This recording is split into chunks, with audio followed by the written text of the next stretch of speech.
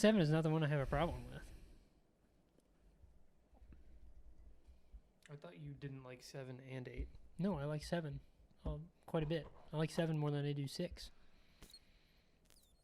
We'll find out Spoiler if alert. that's This is the exclusive YouTube content. Sorry for that last episode being out of focus, everybody. Oh my gosh, dude. Let it I'm go. sad about it. Well, I mean, it's your fault, but it's fine. Ready? We need to... It seems impossible that we can kick him out of the group at this point, so. Yeah, he's part of the brand. Oh, yeah. Chat. Golden. Hello. Hi. Sorry? Hello. I am Jake. I'm Wes. I have a splinter in my thumb. And This Podcast Is Not For You. Today, on This Podcast Is Not For You, we are going to be talking about Season 2 of This Podcast Is Not For You, specifically Season 7 of The Office, which is a television show that aired on NBC from 2005 to 2013. Come along with us as we talk about Season 7 today, specifically. And on Season 2. On Season 2 of This Podcast Is Not For You. Real quick, I would like everyone of our hosts out there to... what are we... Out here? Yeah. What are we drinking in our This Podcast Is Not For You mugs today, gentlemen? I am drinking a collection of one hydrogen molecule. Sorry, 2 hydrogen molecules. Phew! And 1 oxygen molecule. A nice concocktail. Yeah. And I am having water. Okay, a different concocktail. Mm-hmm. And I am drinking V8 Fusion. 1 serving of vegetables, 1 serving of fruit. We are V8 Fusion. We are not sponsored by either water, H2O, or V8 Fusion. Drink healthy. So, I today... swear, if a giant pack of V8 Fusion shows up at this house, I'm going to give it to you. Okay, sweet. Sounds good. The Office Season 7 premiered on September 23rd, 2010. There are 24 total episodes, and 2 of those are big, major, giant double episodes. The Season 7 arc, not the Season 6 arc, is just let's talk about some big points. This is part of our ongoing series of The Office. This is pretty typical in terms of our The Office episodes. We'll talk about the seasons, talk about the big bullet points, some new characters if there are, favorite episode, least favorite episode, etc. So the Season 7 arc. Dwight purchases the Scranton Business Park, purchases the building. That comes into play a little bit. Season 7, more so in 8 and 9, but it's an ongoing thing from here on. Pam becomes the office administrator. Pace board. He's looking at the Look at episode. that I think. So Pam becomes the office administrator through some fancy financial footwork. Angela and the state senator, Robert Lipton, start seeing each other. Now, this is Angela's first dip into the romantic world after Dwight. Which was in season... Dwight and Andy was in season what? The duel, you mean? Yeah. Yeah. Was it 5? I think the duel is in 5. So they had a whole season with like nothing with Angela. Yeah. So this is of interest, and that will play more interest, obviously, as the show goes on. Holly comes back. She takes over the HR role again. Obviously, a big plot point there. Will Ferrell's appearance is kind of a, it was a grabbing moment for sure in the show's timeline. His character isn't a giant plot point, I suppose, but I did think it was worth mentioning. It's because it's what it's paired with, I think. Why he's there. Right. And then Robert California, which is just... It's the introduction of Robert California. He doesn't... It's literally 1 episode of James Spader, so it's... But I did think, especially with the way the show develops after, I thought it would be worth mentioning as well. So the big Season 7 storyline is Michael is leaving. Now, without going into the rest of the outline, right now, how do we... Before I talk about how the critics felt, before I, talk about how they kind of weaned him off or transitioned him off the show. How do we feel about Michael leaving in general? I think the show should have ended alongside Michael leaving. That's how I've felt ever since it happened. Mm-hmm. I didn't necessarily. I had that feeling before it happened, like as I knew it was coming. I was Right. like, I don't know. I think it should probably end when he leaves, and then the following episodes and especially some of the episodes from the following season confirmed it for me that I was like, they should have, because the ending would have been a finale with Michael Scott in it as the main character as he was for the first 7 seasons of the show, would have been so much more impactful than I think what the finale ended up being.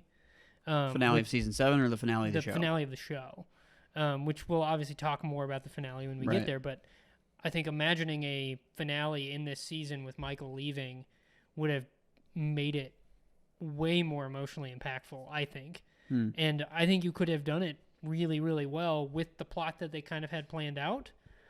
But it would just take adjusting of like the subplots of the season. Yeah. You know? Because he doesn't even leave in the finale of this season. Right. So, yeah. Yeah, I think the show should have ended with Steve Carell deciding to not return and renew his contract. I think they should have started working towards ending the show.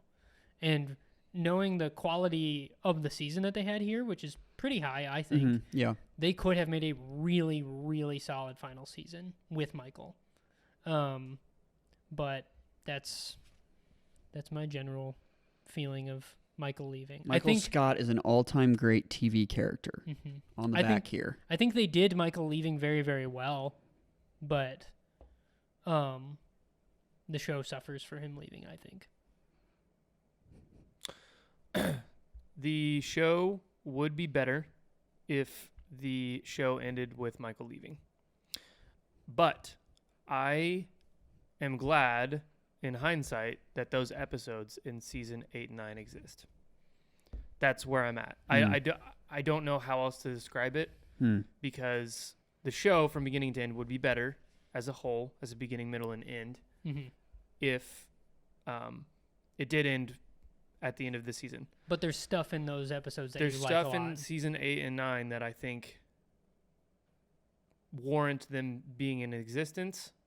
And I'm glad that they do exist. I'm glad they did those 2 seasons. So I'm torn on, I guess I'm torn on whether I would like it more with or without, because I think it'd be nice to have a really, really good ending with Michael and everyone. That way it didn't have to find its footing again, because there's a few episodes in season 8. I think most of it's, well, we'll talk about it season 8 later. Yeah, it takes a You little bit wanted to talk about it so bad. to get back going, you know. Yeah. And find, because it doesn't have it really doesn't. Like, anybody arguing anything else, I think is that it doesn't have a direction. Yeah. Yeah. It doesn't for a minute, because he was the direction. So yeah, I will say this season specifically, Michael leaving, many critics gave season 7 good remarks.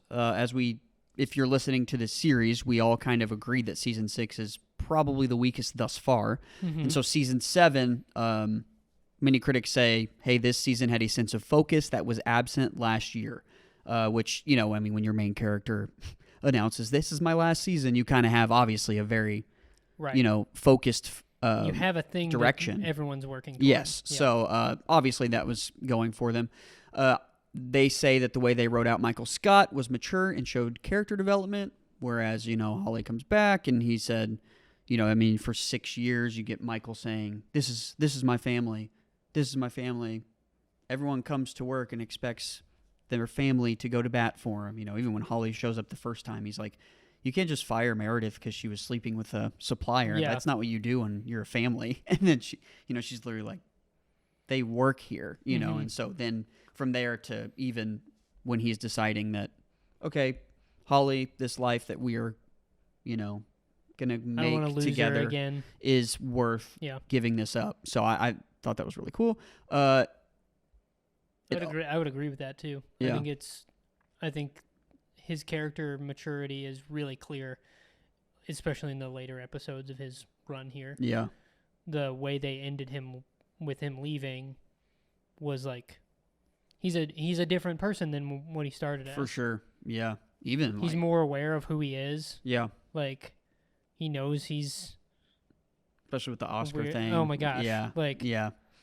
he has the lowest opinion of me of Yeah. anyone Yeah. here. Just going full force into that. Mhm. Anyway, so most critics that I was reading, at least for season 7 specifically, they said going forward, especially knowing Steve was leaving mid-season, NBC was not looking for a new star. It was looking for a new manager of Dunder Mifflin, because NBC felt like they had brought up the rest of the cast strong enough to where most audience members that had bought into the show at this point would care about everyone else as well, and it would be enough to, retain the audience, I guess. Mm-hmm. So, post Michael Scott, Michael leaves. We could talk about his last episode if we want, but we're going to do the episode breakdowns anyway, so we'll just keep trucking forward. Everyone good? Yeah. Just do the episodes on their own. Yeah, I would say one thing to throw into the arc I thought was Andy and Aaron. I feel like there's a lot of Andy and Aaron in this season. Is she dating She gets Gabe at with this point? Gabe, yes. Yeah. Right, but it's It's it Andy is dealing technically Gabe, but it's also it's a Jim Pam Roy Right, situation, kind of. Definitely. I feel like there's a lot of that in this season.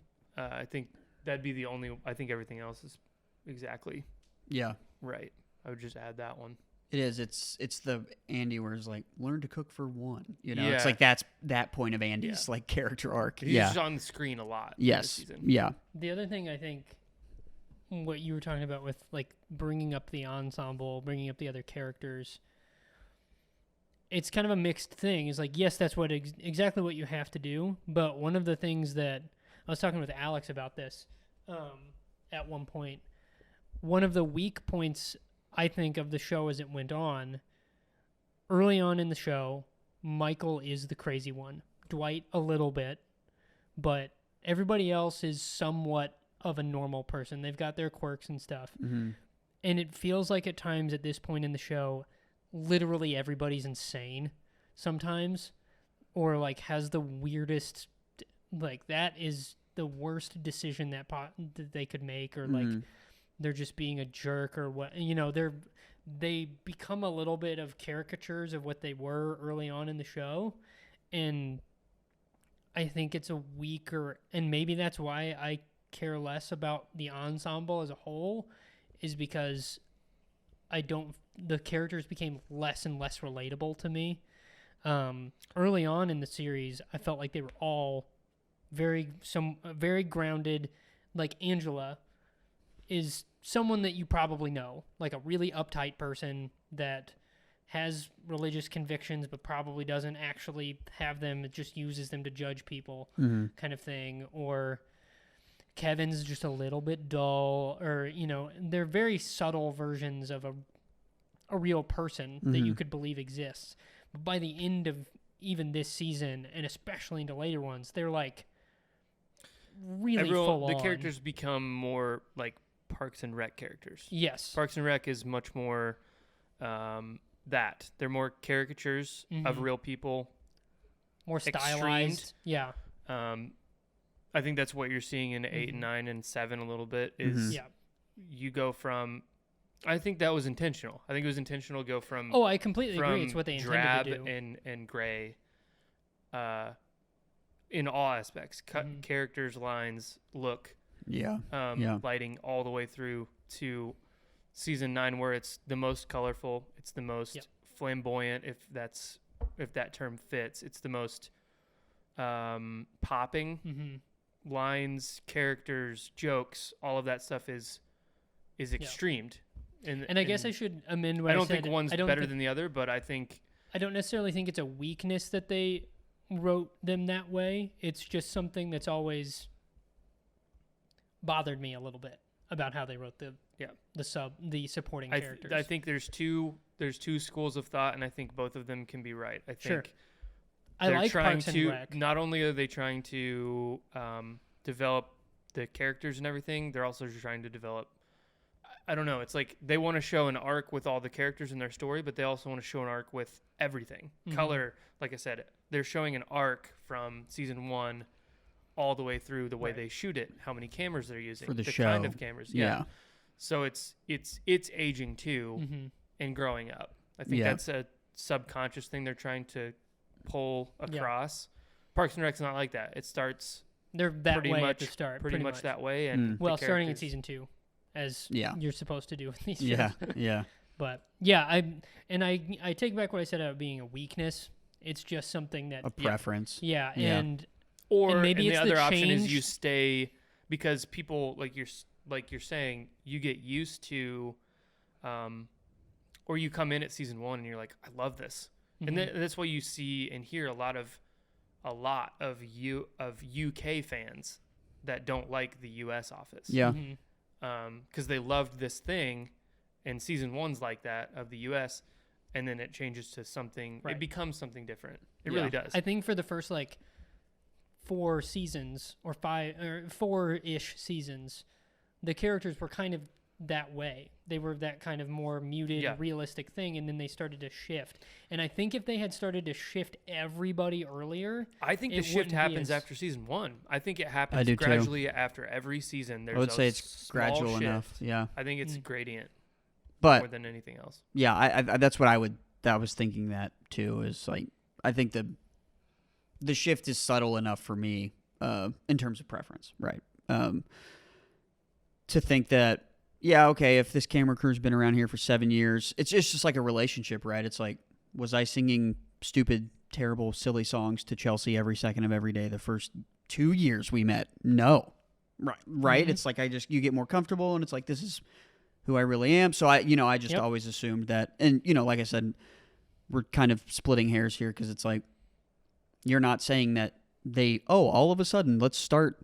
By the way, Dwight has a beat farm in season 7. It's like, no, Yeah. like this is all old, but it's just, they wrote them to a degree. It's like a ship, you're steering it a degree at a time after every season. So, yeah, it's just preference, I think. yeah, for sure. Yeah.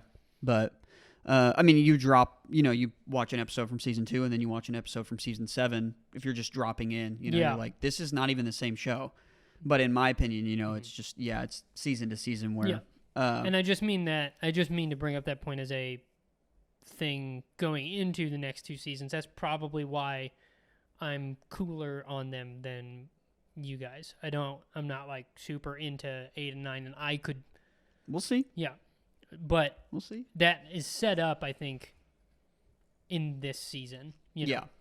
I was thinking, so how many episodes are after Michael? 6? 7? Well, I know the search is a 2-parter, right? Search committee. Goodbye Michael is episode 22. Yeah. Well, are we counting the episode after he's gone, or are we saying like the ones leading up to him leaving? I would say how many without him in it? Okay. 4.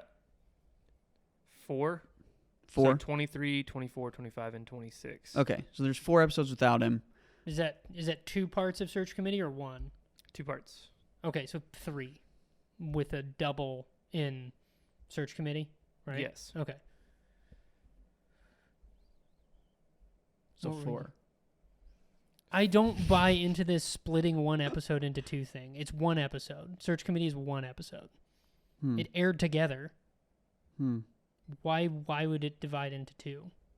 On Peacock, on Peacock I think it's different, but on Netflix it was always 1 episode. Yeah, okay. So 3 episodes.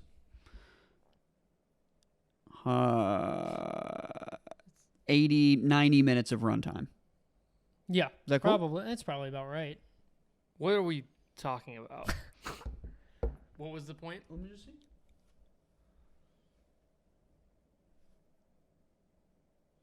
This has briefly come up before. I don't No, know. I'm saying what were we? Why were you bringing up Yeah, how many episodes? after Michael? post Michael? Well, I'm just saying, let's get a feel for, if you have 5, 6 episodes to decide whether you care enough about everyone else now that he's gone, in season 7, because it's like he doesn't leave at the end. And so, okay, Michael's out, episode 21, whatever. So let's write around the story point of finding someone else. Obviously, that's a huge thing in The Office. But even like when I was watching through this time, the episode "The Search" is like leading up to, Michael being gone in terms of the show. And so in that episode, he's literally by himself, and The Office is operating on its own. And you have three scenarios: Michael by himself, just walking around, kind of separated from the office, and so it almost feels like this preparation. And then you have the search team, who's Holly, and then Aaron and Dwight. Yes, Aaron and Dwight, and so they're doing their own thing. And then everyone at the office is getting along. I believe it's the one where they're trying to come up with a caption contest with Gabe, and so it's a very like fun, lifeful environment. And so that always stuck out to me since I was going through with this podcast in mind. It's like, okay, well, do you really care about these characters now that Michael's gone? And I always thought that I did. And so I think there's some really good episodes after he leaves. I think that's I think a seasoned viewer of television would be thinking about that. I think on the whole, people were probably distracted by Will Ferrell.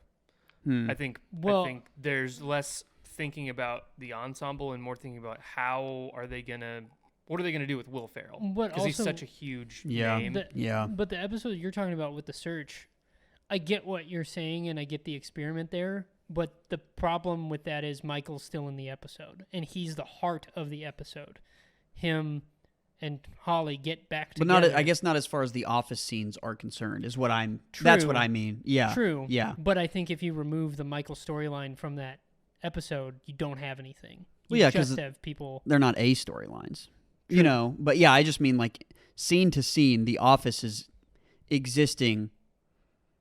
Like it's going off without a hitch, I guess. The characters are. You just mean in like a logical, yes, practical yes, sense. The yes. office functions without Michael. Yes, Got yes, you. and so okay. that I thought you were saying as a So show it forces a viewer to think that way as well. Yeah. That's what came out. I got you now. Yeah, sorry. Maybe I probably didn't explain it very well, but no, I think I was just thinking in terms of production wise, like the production was thinking, right. This is our experiment of if the show works without Michael, kind of thing. Even though that's what the episode's about, right? Yeah. Okay. Anyway, so yeah, how the office would interact as people if you removed him, and so anyway, they're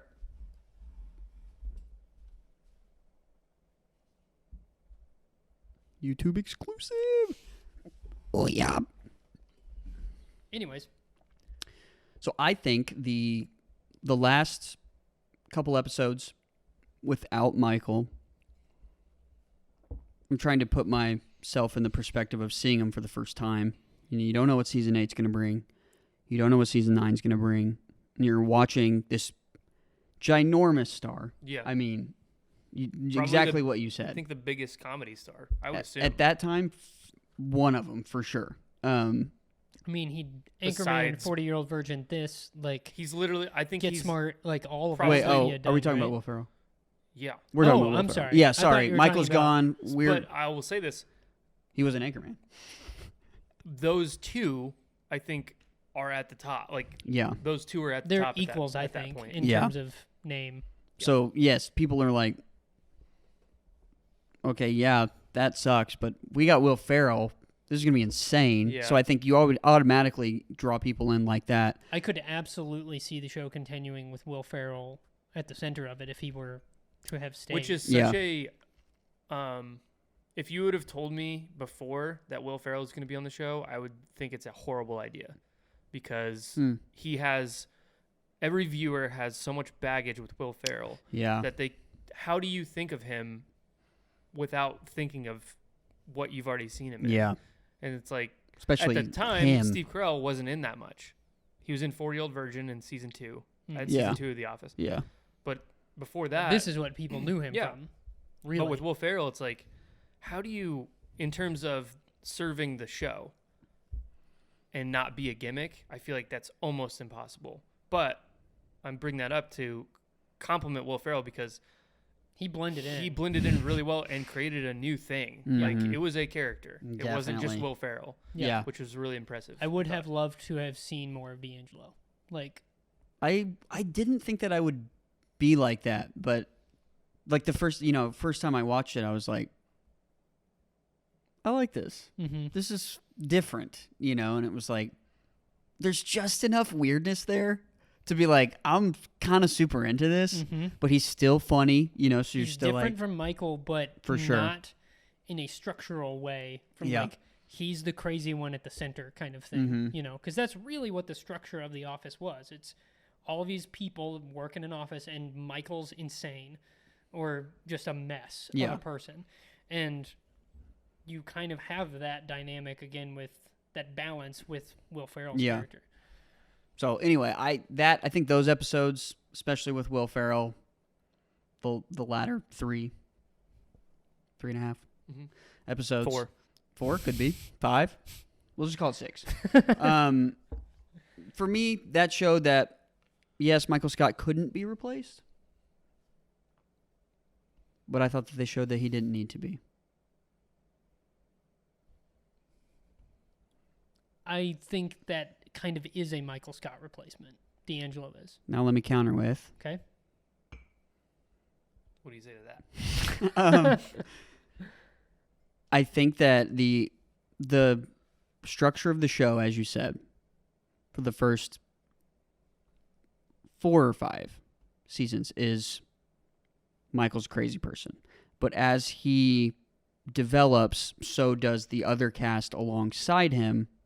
And so then it's more balanced, I guess. At this point in the run, in season 7, that's how I felt. Because there's not a lot of like, can you believe what Michael's going to get into this week? It's Yeah. just... I mean, you could figure up screen time and literally like get down to the actual numbers of how often Michael's on screen versus other characters. I guarantee you it's more balanced. Oh, we definitely had less Later screen on. time too. But anyway, that's just how I feel about the show at the time. It's like, I don't think it was that centered around Michael at this point. He's the heart of it, but I think in structure, I don't. I think that's what I mean. Okay, is like, yeah. He was the core of it, and even if their relationships had changed between him and the other people, that's natural after 7 years. Yeah. He's your avenue into the show as a viewer, for sure. Right. Yeah. And to me, I go, if you yank out like the cornerstone of the building, which was the character of Michael Scott, you need to put something there, or it just, in my opinion, collapses. And for a second, they put Will Ferrell in there, Right. and I thought it worked Yeah. because he was solid enough. You need that level of comedic actor, I think, to really hold up a show like this. It would be like yanking Amy Poehler out of Parks and Rec in season 5 and then still keep going. Yes, all of those other characters around her are beloved, but she was the foundation of it. Yeah. And that's, I think, kind of how I feel. Like, And the only way way that you could do that is if you got Tina Fey. Right. Right. Yeah. 100%. Yeah. Anyways. Yeah, but I thought, because a lot of this is speculation for season 8 and 9. Season 7 as a whole, it worked. Yes, I agree. So you want to just do episodes now? Yeah, let's do it. That was a good section on. It's such a big part of this show at the It time. is. I mean, it was a massive yeah. change, and it was kind of, to me, it was surprising that they were going to keep going without him. I was happy. Really? I think it's hard to say that it wouldn't be a better show if it just ended. But yeah, I mean, I try to imagine a life that I've lived, in the sense hyperbolic, but it's true, without like D'Angelo, and then, well, I guess D'Angelo would still. Well, no, if it ended with Michael leaving, you wouldn't have D'Angelo or Robert California. Or if I would imagine it would be mean- the shot of him like leaving at the airport. Yeah, I think that would be the end of the show. the only thing would be is if they set up Dwight and the what they do yeah. in season 9. Yeah. I guess my thing is I guess we're gonna talk. I'll keep it very brief. What? Because we're ready for the episodes, but I will keep it very brief. But my thing about that is it feels almost too much like a bow and a ribbon for a show like this to do that. I But think then they did that's the what, bow and ribbon ending anyways. But that's, it's super meta, but then in my opinion, then it's post doc airing. So you've broken that. But for just a regular old doc right now, it's like that just feels that I think that would have felt weird to me. It would have felt like a TV show at that point. See, to me, I would have felt like that's where the documentary probably would have ended, logically. Like, I really, think logically the documentary would end like I after mean, 6 days. Yes, yeah, for sure. This But is it. All right. Yeah. I think the documentary filmmakers would have stopped filming because I think the reason they were filming was because Michael. Like, he was the unique part of it. And yes, they're like, we're wanting to capture this everyday stuff. Right. But the conceit is Michael was interesting, and so they're still filming all of this stuff. I think the filmmakers of the documentary would have ended the show when Michael left. And I could be 100% wrong on that, and that's just an opinion. And they're just like non-existent characters that we're Yeah, speculating exactly. for. Yeah. Yeah, I mean, I think the date that they pick for ending it and airing the documentary is pretty nebulous. Yeah. It's like just kind of picked. Yeah. That the show's that they're stopping recording and they're going to air it. I just look at the whole thing narratively. I look at what they did with the finale and how some of that stuff could have been paired with Michael leaving and making it like really good. Like Michael handing off the reins to Dwight would have been beautiful. Yep. But it's one of those things where, and I think this is kind of what Jake's trying to get at too. If it's not, I'll let you know. Okay. Everyone's expecting that. Like everyone's expecting the handoff to Dwight. You'd expect the show to end with Michael. And I don't think Dwight's ready for that yet. In his character, that's true. You know? It more than expecting, it's like I don't know if doing it because everyone wants it to happen is necessarily a good thing. I think in this scenario, it is. Just because my opinion. They also did it anyways at the end. Like, yeah, that's the route they decided to go anyways. I think this is one of those things where it's so good and big that what you want to happen and what you're expecting to happen are the same. And then even when it does happen, it's still really good. I think they were going, not that they were trying to subvert some kind of like expectation or something. Let's be real. To keep the show going. They continued the show because it's made financial. Money. Yeah, it's absolutely financial. NBC, like. Yeah. Yeah. Anyways. But I get what you're saying. Like. But yeah. Anyways, we can go through episodes. Sounds good. All right. I've got it. It is generally a good season. Let's say as a whole. Definitely. What did we say? Christmas break? That's usually what we've been doing. Yeah. Before or after? So go through the Christmas break? And yes. Then, okay. This is season 7 of The Office. On season 2 of this podcast is not for you. This is the first half of that episode. This is the first half of that season with Peyton Walker. Number 1, nepotism. It's NPR. Number 2. Can I get the definition, please? Number 1, nepotism. Number 2, counseling. Number 3, Andy's play. Number 4, sex ed. Number 5, The Sting. Number 6, costume contest. Number 7, christening. Number 8, viewing party. Number 9, woof.com. Number 10, China. Number 11, classy Christmas. Crassy Knoll. Classy Christmas. Classy Christmas Part 1. And number 12, Classy Christmas Part 2, as Wes loves to hear. Episode. And that brings us up to the New Year break. Favorites? Least favorites? Let's do favorites first. I already have mine. Okay. Go for it. Andy's play.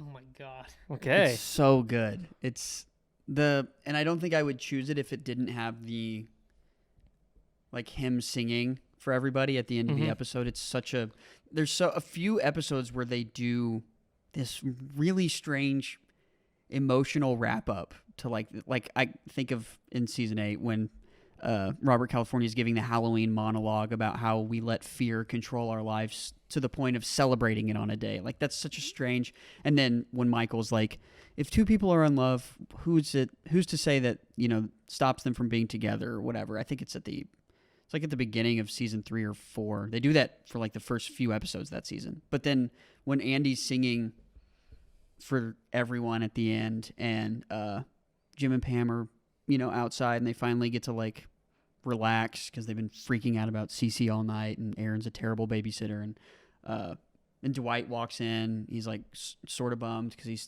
think he's recognizing his feelings for Angela again. And he like just sits down. He doesn't participate, but he's just.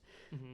I don't think I would pick it if it weren't for that. But it's such a good way to tie up that episode because Andy absolutely botched his performance. Like, it's terrible. Yeah. But they recognize, he's actually like kind of good at this. It's an ending like a stage play. Yeah. Where the characters from the whole show, or let's say, the whole play, right. whatever, The production. you'll come back on, not necessarily for a bow, but they'll do a scene with all the characters, Yeah. That's what feels like. And it's part of the show. Yeah. Yeah, which is, I think it's Creed. I mean, this ham-fisted production of Sweeney Todd. I mean, that's hilarious. Like, I think the cold open's great, where they come in and do a scene from the play, and no one knows what's going on. Michael thinks he got Is cast. this the one where Michael? Yeah, I remember that. This is where he auditioned with a Law and Order episode, right? Yeah. That's the after credits. Mm-hmm. But yeah, so that one's so good. Yeah. I think my favorite is Counseling. Same. It's mine as well. I think fans of Toby versus Michael, this is, I think, maybe the height of Toby versus Michael. It feels like It's the showdown. the climax of that conflict. Yeah. Oh, that one's really good. Yeah. That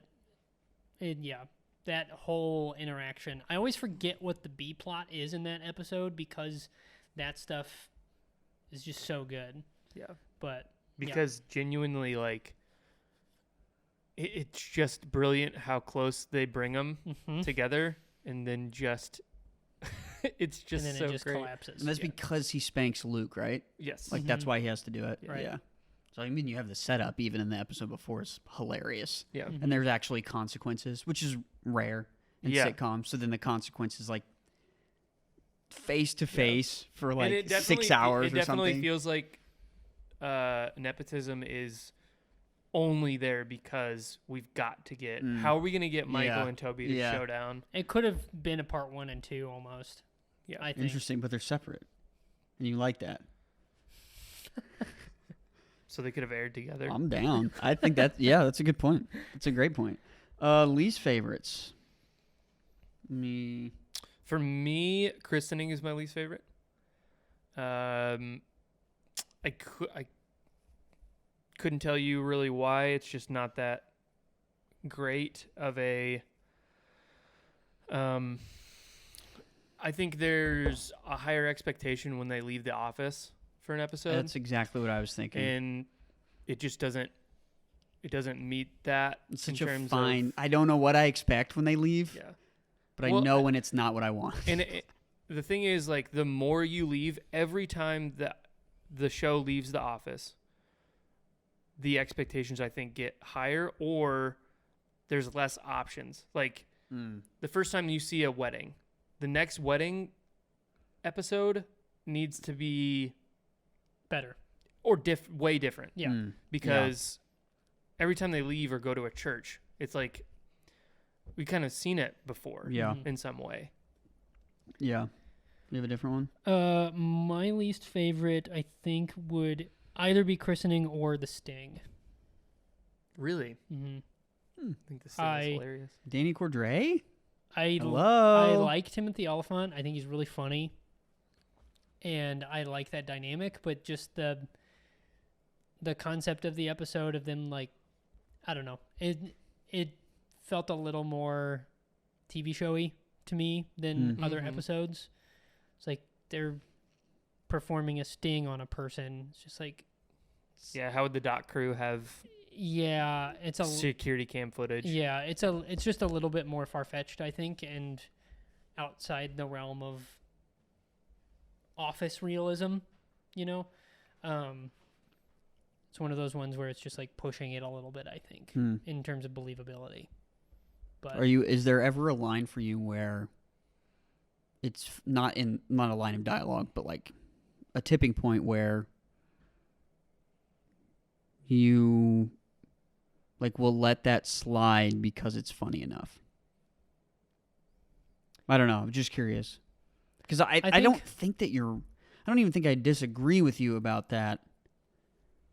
But I don't really care. I kind of stopped finding it to be funny because Right, I'm too okay. distracted by it being absurd. The absurdity of it. Yeah. Yeah. Like, it's like why I don't find Scott's Tots funny. It's just like, this is so horrible and so painful, I can't find the humor in it, kind of thing. Yeah. I was just curious. Yeah, and Yeah. obviously those are very different. Like, this thing is a better episode than Scott's Tots. But it's just one of those where I don't buy in, I guess, in the concept. But I think for the first time in 5 seasons, probably, I'm not going to pick the Christmas episode. I would also probably pick Christening. Yeah. Yeah. Christening is a pretty easy choice. It's not great. Yeah. So one where he tries to get on the bus, right? Mm-hmm. Yeah. Yeah. We are Kimastabes. Yeah. You smell like a weird warm cheese. Okay. Picking Second up at half. Ultimatum. Wes, You want me to read you do them? the honors. We've This got is the second half of season 7 of The Office. On season 2 of this podcast is not for you. we've got Ultimatum, the seminar, Can you number them, please? 15, the Thank search, you. 16, PDA, 17, threat level midnight, 18, Todd Packer, 19, garage sale, 20, training day, 21, Michael's last Dundies, 22, goodbye Michael, part 1. Yes, I think that's just goodbye Michael, right? Yeah, I think 23 is the inner circle. 24, Dwight K. Schrute, acting, parentheses, manager. And then 25 and 26 are search committee, part 1 and 2, but it's just episode 25. It's much tougher to It pick a is. favorite on this side. I think my favorite is Michael, goodbye Michael. It's hard not to pick it, obviously. It's just a good episode, start to finish. And Wow, it's Really- really hard. really well executed, something that was a difficult thing to handle, I'm sure, for the show. How do we send off one of the best TV characters ever? Michael Scott is a all-time great TV character, says the box. Says Kim Tucker, Kim EW.com. Tucker. I think I don't know if I've ever done this for any show or anything like that. I'm picking Training Day for one scene. I think this scene is so genius The opening. and so brilliant that it wins the whole episode. Introducing, I think they just did it such a difficult thing for the show that you're doing in introducing a new character. And they did it the best that you possibly Yeah. could. I think you could have said goodbye to Michael a little better. I think that there's things that they could have done. Like maybe ending the show whenever you... No. I just think, and it's strictly based on what I was wanting. It's like reading a novel and then seeing the adaptation. I think it was just the way he was saying goodbye to some, I would have wanted something different. And you have such high expectations, I think, for that thing that it can only, maybe some people just loved it no matter what. Yeah. And I loved that episode. But I think Yeah. Training Day is What's just the scene? The opening. the opening where They're on the phone. introducing Yeah. Will Ferrell's It's character. really great. It's And there's even a one of the best scenes in the entire show. Ricky Gervais cameo too, right? Isn't that I where don't he think sees it's in him at the that- elevator? I don't think it's in that episode. I think it's a cold open. It's a cold open somewhere. I thought it was when he was on his way to the hotel bar, but maybe not. It's definitely in the office park. I know that. I would say, while you look that up, favorite, I think I would pick Michael's Last Dundies. It's a good one. That, but again, interesting musical number that closes the episode. Mm-hmm. Maybe that's a thread for me. One of the funniest Michael lines, I think. Oh. Well, This is gonna hurt. this is gonna hurt like Mark. Yeah, yeah. I think that scene is great, and the Dundies is always going to be an engaging scenario to Sure. watch. You know, And they didn't do it at all since the first episode. yeah, true. I like the D'Angelo thing, trying to host the Dundies. We the guys in the band say that all the time. Like when it's really loud, we just go, I felt truly blessed. Like just Yeah. it's so great. So yeah, I think that would probably be my favorite. It's fair. Least favorites? I'm between two, but for very different reasons. Probably the one I watch the least is The Seminar. I just don't think it's that funny. Which is the episode that the cameo is in. Oh, it is. Oh, Seminar. yeah. Just the way we drew it up, boys. Nice job. Good job, boys. I'm not crazy about Andy as a central character of a show or of an episode, and he kind of is. Yeah. I think you can clearly see what they're trying to build Andy up to in this season, knowing what they do with him in the future. Mm-hmm. You might not pick up on it while just watching this season. But, Right, on its own. I just don't think he works that well as a central character. But the other one, for a different reason, would be Threat Level Midnight, because it's one of those, like, it's hard for me to believe that Michael pulled off making this. Like, it's one of those things that TV shows and movies do in general. When they try to make it look like someone that doesn't know what they're doing makes something, it never really looks, because if it really looked The like... camera's the same.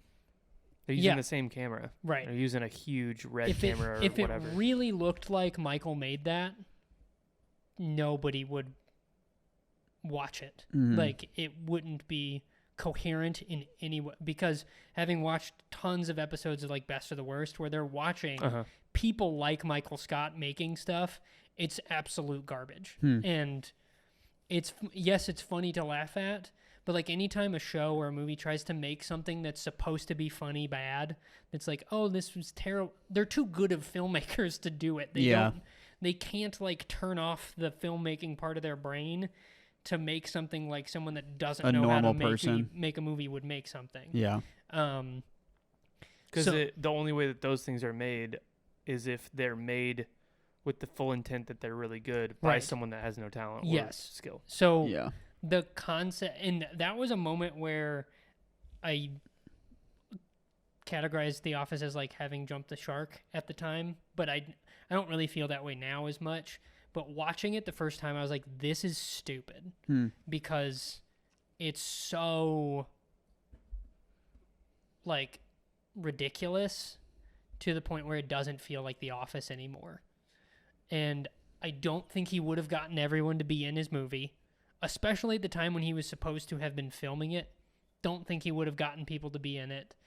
And I don't know. There's just a lot of, like, logical things that don't like click. This isn't the one that is your least favorite. You seem pretty adamant. I would lean towards this one more so than The Seminar. The Seminar, I just, like, it's kind of a bleh.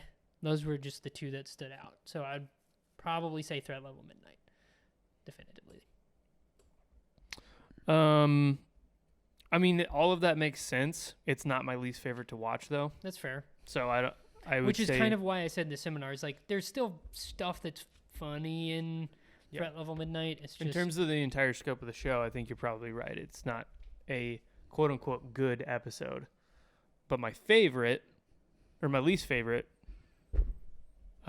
is probably Todd Packer.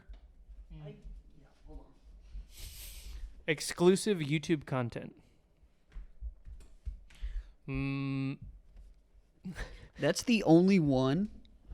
Just reading the titles, I don't really remember what the point of it is. He's trying to take a desk job there, right? Yeah. Is it the?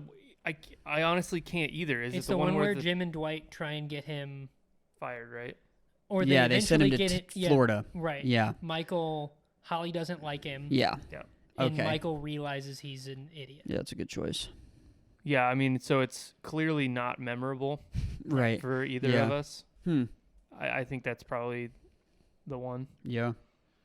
I felt like they I think were PDA writing- makes me PDA is not that funny. I don't think. Oh, I think it's so funny. Yeah. But yeah, I feel like they were trying to write off Todd Packer from the show, and then They didn't. they brought him Yeah. back later. Yeah. But it felt like an ending to Todd Packer. But who really cares about Todd Packer as a character? Like, he's not really. He just kind of shows up every so often and is crazy. So to like try and give him some type of resolution, it's like, what is the point of this? Like, Yeah, people don't notice the gaps whenever he's not on the show. yeah, Yeah. they just go, oh, it's Todd Packer. Yeah. Like, And you don't need an explanation for him to be gone. Right. Mm-mm. He just shows up at Christmas. Yeah. Yeah. Saint Jacob, least Patty's Day. favorite? Couldn't remember if I did that or not. It's absolutely. See, that's crazy. I would probably pick PDA or The Search. Hmm. Yeah. Interesting. No specific. No specific reason? Mm-mm. All right, moving on, I guess. He doesn't like Michael and Holly. You Could don't? be. Could be. Do you really not like Michael and Holly? I think makes a lot of sense for Michael. It's perfect. Like, it's a great relationship. Mm-hmm. But I don't really think they're ever that funny together. That's fair. I never felt like they were trying to be that funny together. I felt like it was trying to be more genuine. Because it felt realistic. Like that she would get along with Michael. Right. You know? Yeah. But I never thought they were trying, like, Hmm. I don't know. I never got that intention, but it could be. I guess I'm probably just comparing him to like Jim and Pam and him and Jan, which have always been like Jim and Pam funny, Michael and Jan like cranked, Yeah. like funny absurd, which was Dumpster still fire funny. yeah, but Yeah. so that it's like, oh, that's great, and maybe it's a little bit of Yeah, totally. Could be a little bit. it could. I'm not sure yet, but I'll let you know. Is it though? Definitely not if I can't think of the word. Could be kind of like, resentment. Because she's the one that makes him leave, Well, yeah. Sure. Could like be. when your stepmom comes in. Dude, we've all been there. Yeah, that's it for season 7, I think. This is... Where does it rank for us? He's meditating. 5th, probably. 4th or 5th. Definitely ahead of 1, obviously, just because of pure volume. We've been through this. Yeah. Definitely, most people would agree that it's better than season 6. I think the only one that it might not be better than, or slightly better than, the one it's really close to is 5, I think. But I would probably say it's 5th best, above 6 and 1. Yeah, I would say it's 5th or 6th, somewhere around there. we're only counting the ones we've watched thus far, Yes. right? Like 1 through 7. Yeah. Oh, yes. In Right. that case, 5th. Yeah. In that case, same answer. In that case, 5th or 6th. Yep, sounds good. This podcast is not for you. We will be trekking through season 8 of The Office until we record another one. And Which now we've arrived at the real purpose of Yes. why we've done this series, is to get Wes to watch season 8 and season 9. Which The- I already did. Oh. In preparation for this. We kind of need to be there to make sure. Wait, that you what? I was not aware Yeah, of this requirement. I don't know. We'll talk about it later. Off mic conversation will be had. Right. Thank you for watching. Help me. Cut 2. Help. Thank you for listening. Have a great week. Save me. Go see Dune. Yeah. Save cinemas. Go see the. Be looking out for our live episode. Yes. Our live episode. Oh boy. Kinda. Is it live? I'm down for Let's whatever. do it. Broadcasting live from Hollywood. The Theater. movie Regal. theater. The camera will be pointed at the screen. My name is Wes. My name's Jake. I still have a splinter.